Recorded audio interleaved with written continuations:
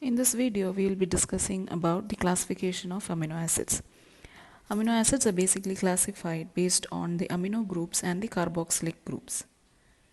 So we have aliphatic amino acids as a first classification, where we have monocarboxylic acids. The simple amino acids are glycine, alanine.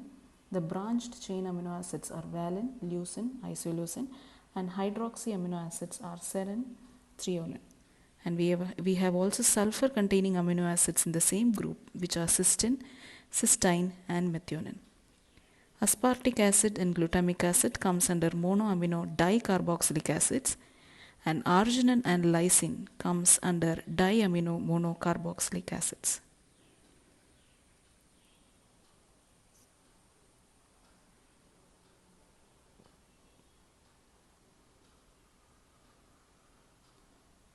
The next set of classification is the aromatic amino acid, heterocyclic amino acids.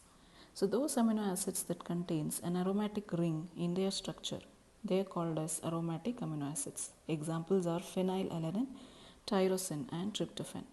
Those amino acids that contain heterocyclic rings in their structure are called as heterocyclic amino acids. Examples are proline, hydroxyproline, and histidine.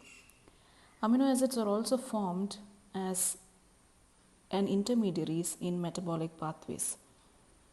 Diiodotyrosine is a precursor product of thyroid hormone synthesis. Similarly, thyroxine, which is again a hormone, is being secreted by thyroid gland. Ornithine and citrulline is intermediary products of urea cycle.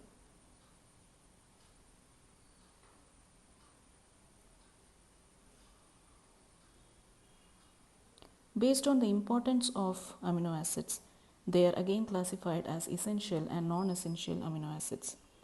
Essential, which cannot be synthesized in the body, and non-essential, which can be synthesized within the body. Valine, leucine, isoleucine are conditionally essential amino acids, and they are also called as branch chain amino acids, which is needed for the muscle building.